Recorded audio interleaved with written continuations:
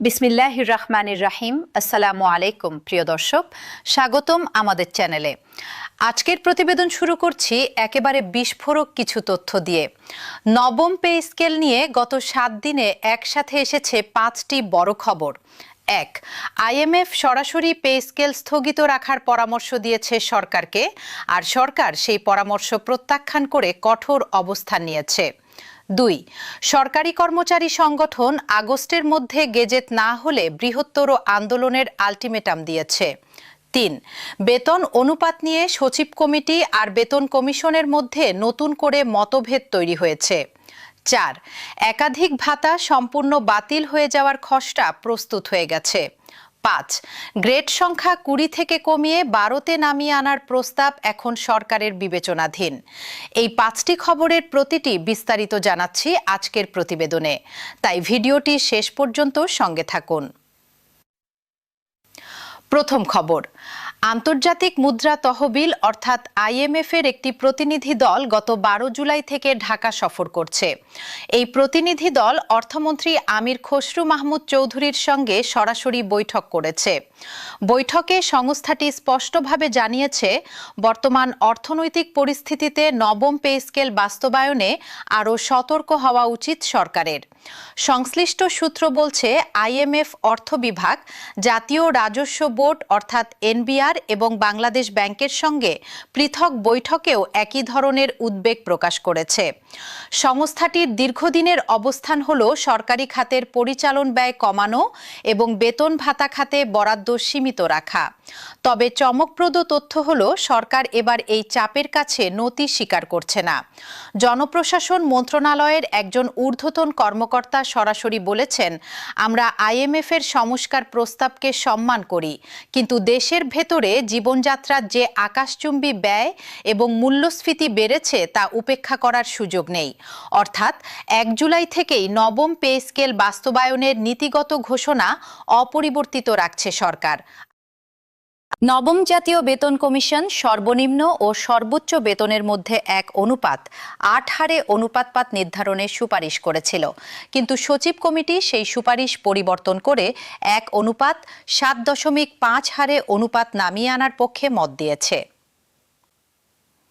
তুলনার জন্য বলে রাখি, বর্তমানে এই অনুপাত রয়েছে 1 অনুপাত 9.4, অর্থাৎ কমিশনের প্রস্তাব এবং সচিব কমিটির প্রস্তাব দুটোই বর্তমান অনুপাতের চেয়ে সাম্যপূর্ণ।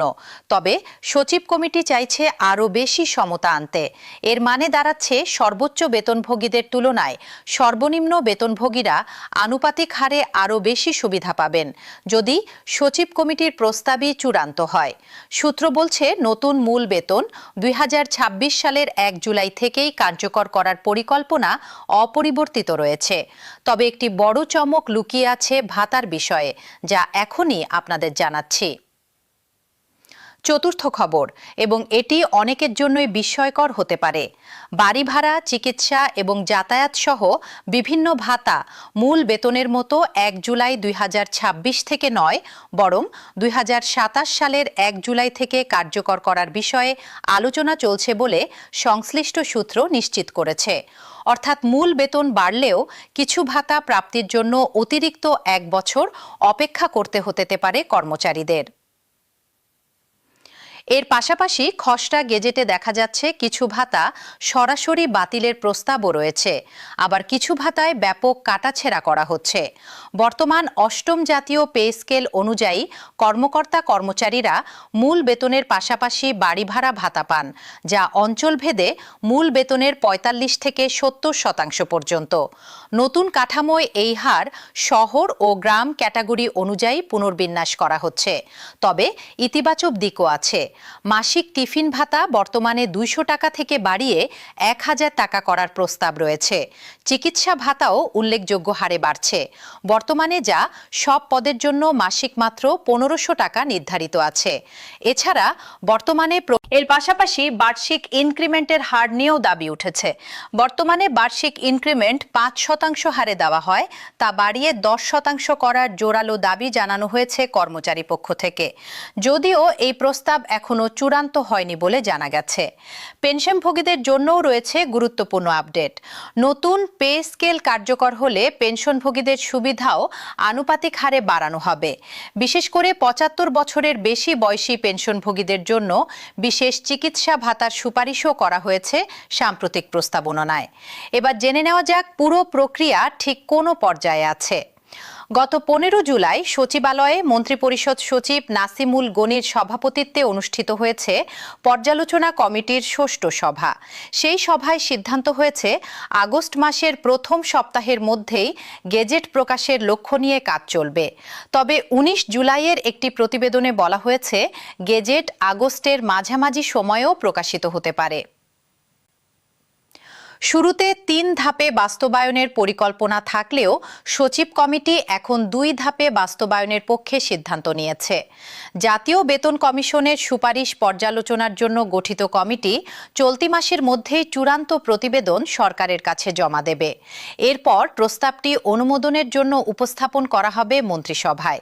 তবে একটি প্রতিবেদনে সতর্ক করে বলা হয়েছে, অর্থনৈতিক চাপ, রাজস্ব ঘাটতি এবং আইএমএফের সতর্ক অবস্থানের কারণে প্রশাসনিক ও আর্থিক প্রস্তুতি এখনও সম্পূর্ণ হয়নি। ফলে চূড়ান্ত সিদ্ধান্তে কিছুটা সময় লাগতে পারে। তবে যতই দেরি হোক, বর্ধিত বেতন ১ জুলাই ২০২৬ থেকেই কার্যকর হিসেবে গণ্য হবে এবং কর্মকর্তা কর্মচারীরা বকেয়া সহ পাবেন বলে নিশ্চিত করা হয়েছে। টাকার অঙ্কে চলুন এক নজরে দেখে নেওয়া যাক পুরো চিত্রটা। চলতি অর্থবছরের সংশোধিত বাজেটের তুলনায় জনপ্রশাসন নিট খাতে অতিরিক্ত ৫৪,৫৭২ কোটি টাকা বরাদ্দ রাখা হয়েছে। এর মধ্যে প্রায় মন্ত্রিসভায় প্রস্তাব উপস্থাপন থেকে শুরু করে গ্যাজেট প্রকাশ পর্যন্ত প্রতিটি পদক্ষেপ আমরা সবার আগে আপনাদের জানিয়ে যাব। তাই চোখ রাখুন আমাদের চ্যানেলে প্রতিটি আপডেটের জন্য। আজকের প্রতিবেদন এখানেই শেষ করছি। ভিডিওটি ভালো লাগলে অবশ্যই লাইক দিন, কমেন্টে আপনার মতামত জানান এবং এই ধরনের গুরুত্বপূর্ণ সরকারি খবর সবার আগে পেতে চ্যানেলটি সাবস্ক্রাইব করে পাশের বেল আইকনটি চেপে রাখুন। আল্লাহ হাফেজ।